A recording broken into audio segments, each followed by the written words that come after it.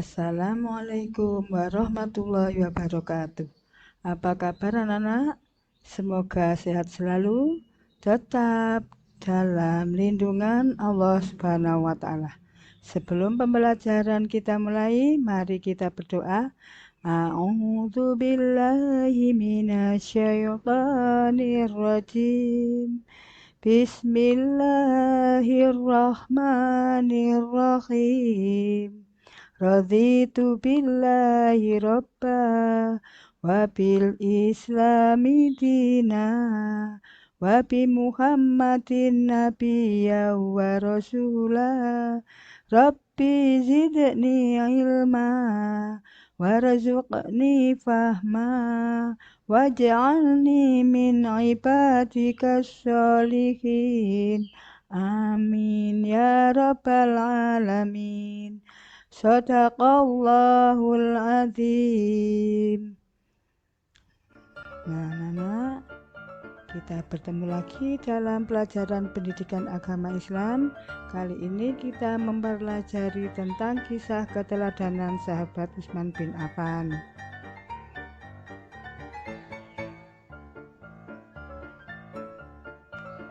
Nah, ada menu ya.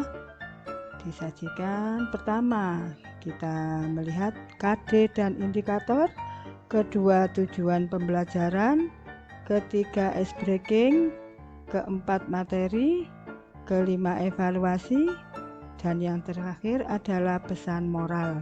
Nah, mari kita ikuti pembelajaran ini dengan baik.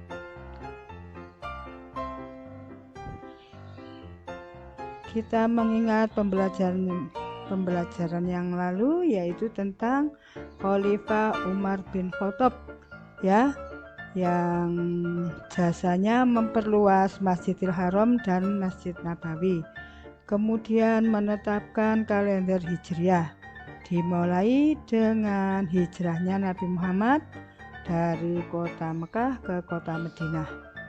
Beliau berjasa juga membangun Baitul Mal untuk harta orang-orang miskin. Dalam pemerintahannya, beliau sempat menguasai kota Syria dan sebagainya. Nah, KD dan indikator ya. KD 3.13 menceritakan kisah keteladanan sahabat-sahabat Nabi Muhammad Sallallahu Alaihi Wasallam. Indikatornya 3.13.1 yaitu menceritakan kisah sahabat Nabi Utsman bin Affan.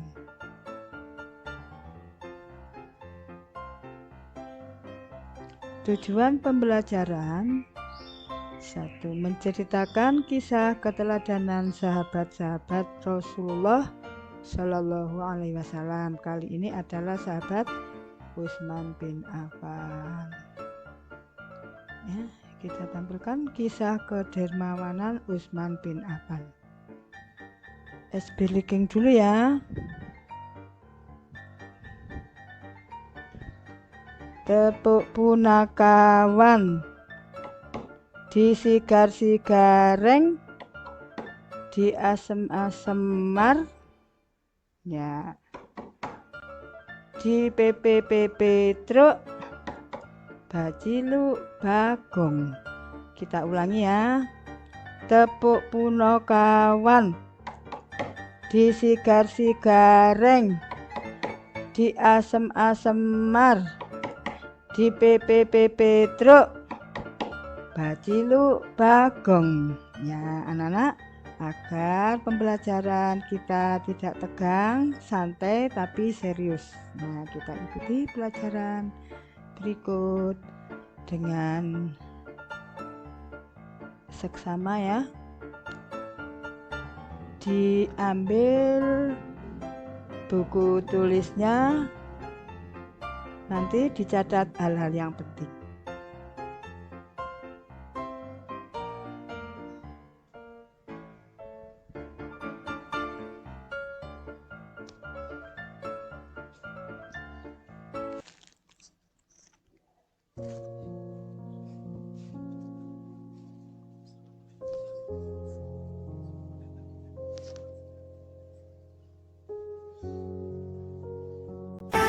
Video ini diambil dari jejak petunjuk. Assalamualaikum sahabat petunjuk. Selamat datang di channel yang membahas sejarah-sejarah Islam. Di video kali ini, kita akan membahas Khalifah Utsman bin Affan. Namun sebelum lanjut, mari dukung channel ini dengan klik subscribe dan aktifkan tombol lonceng notifikasinya agar kalian tidak ketinggalan video-video berikutnya. Like dan share video ini jika bermanfaat bagi kalian. Utsman bin Affan adalah sosok kaya raya dan dermawan. Ia lahir dari keluarga yang kaya dan berpengaruh dari suku Quraisy, silsilah Bani Umayyah. Utsman bin Affan merupakan seorang as-sabiqun al-awwalun dari golongan konglomerat pertama. Kepribadian jujur, dermawan, dan sangat rendah hati membuat ia dinikahkan dengan dua anak Rasulullah, yaitu Ruqayyah dan Ummu Kulsum. Ruqayyah wafat setelah Perang Badar, lalu dinikahkan dengan Ummu Kulsum, putri Nabi yang lain. Ia dijuluki Dzunurain atau sang pemilik dua cahaya karena beristri dua putri Nabi SAW.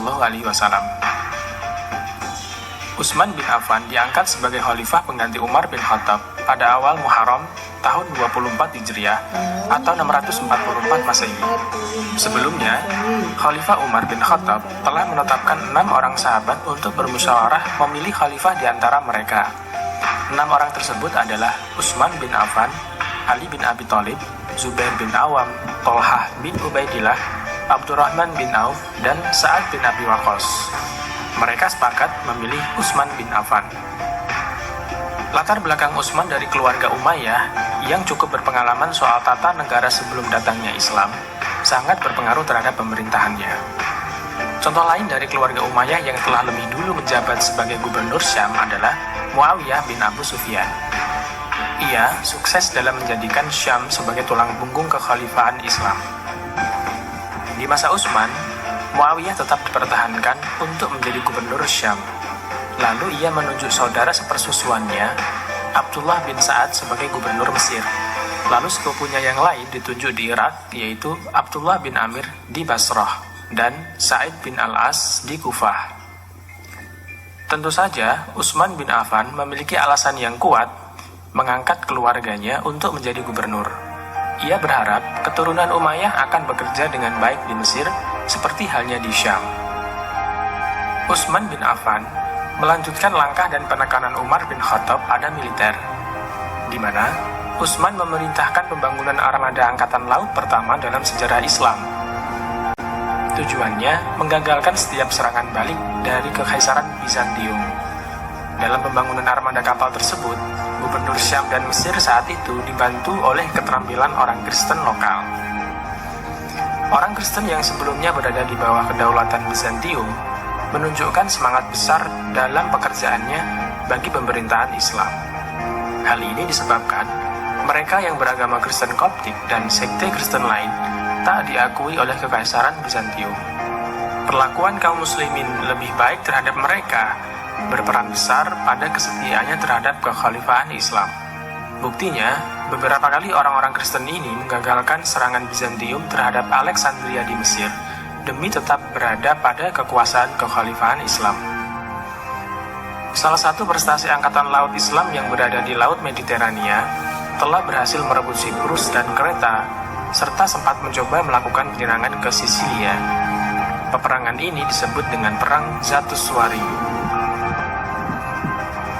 Keberhasilan militer juga terus berlanjut di daratan saat Muawiyah memimpin pasukan Syam yang kuat untuk masuk ke Armenia melawan pasukan Bizantium.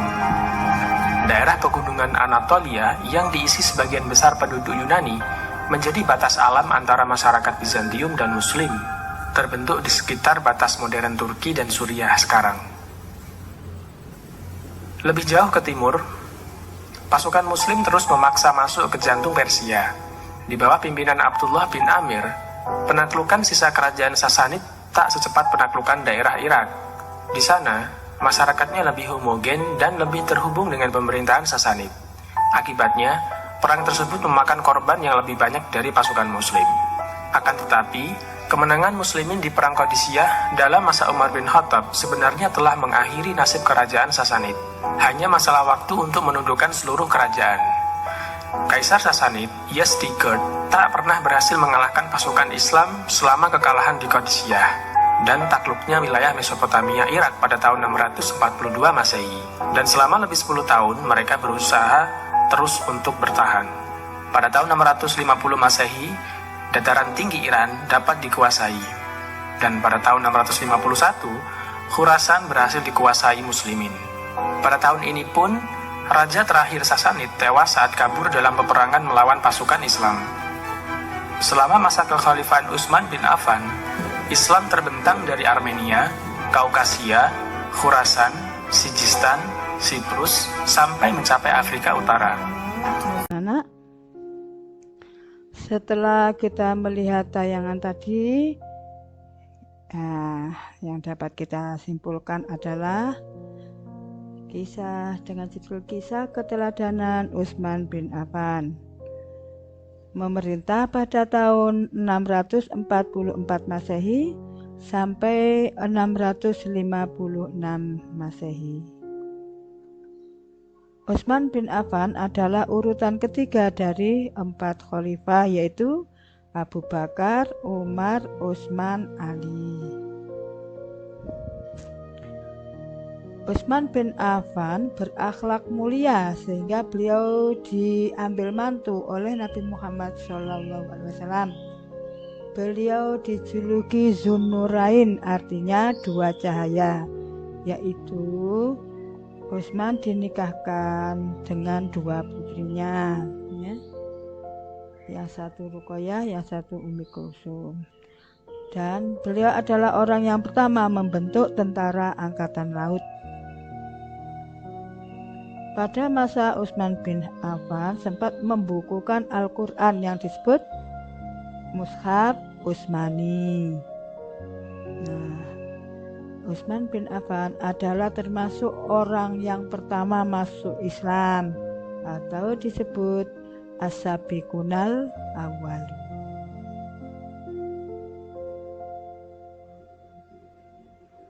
Nah, untuk mengetahui sejauh mana anak-anak mengerti, memahami materi ini, Buana kirim alamat web ya. Silakan ditulis untuk mengerjakan soal. Ditulis dengan cermat, kemudian dicari di Google. Ya, itu alamatnya. Sudah selesai anak-anak? Ya, kita beri waktu sebentar.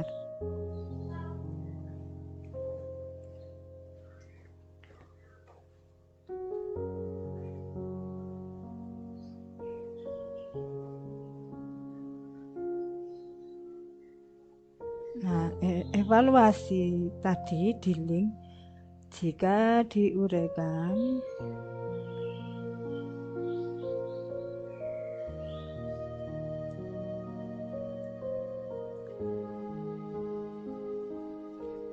setelah menerima pembelajaran dari Buana ingin tahu sejauh mana anak-anak memahami materi ini, maka Buana beri soal, yaitu 1. Utsman bin Affan memerintah tahun A, kamu pilih ya, 642 Masehi, B 644 Masehi, dan C 647 Masehi. Dikerjakan mulai nomor 1 sampai 10. Nah, anak-anak, kita akhiri pelajaran ini dengan bacaan Alhamdulillahirabbil alamin.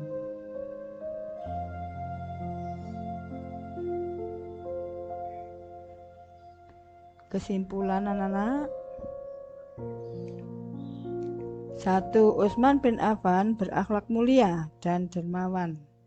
2. Terjadi pemberontakan karena Utsman tidak mengganti para pegawainya yang terdiri dari sanak familinya. 3. Al-Quran yang kita pakai pada saat ini adalah bentuk Mushaf Utsmani.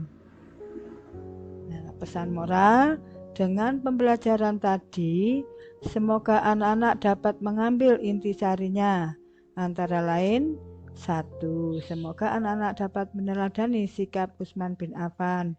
2. Jangan lupa menjaga protokol kesehatan, yaitu memakai masker, mencuci tangan, dan jaga jarak. Nah, anak-anak, sampai di sini dulu pembelajaran kita. Semoga bermanfaat dan kita lanjutkan materi yang akan datang adalah Khalifah Ali bin Abi Thalib.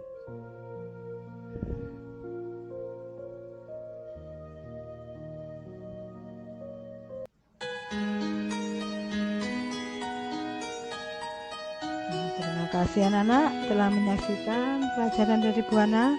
Terima kasih pula kepada semua pihak yang membantu terwujudnya video ini. Jika ada benarnya itu dari Allah semata, dan jika ada salahnya itu dari saya sendiri. Mohon maaf yang sebesar-besarnya jika ada salah kata, tulisan. Semoga bermanfaat. Akhirul kalam.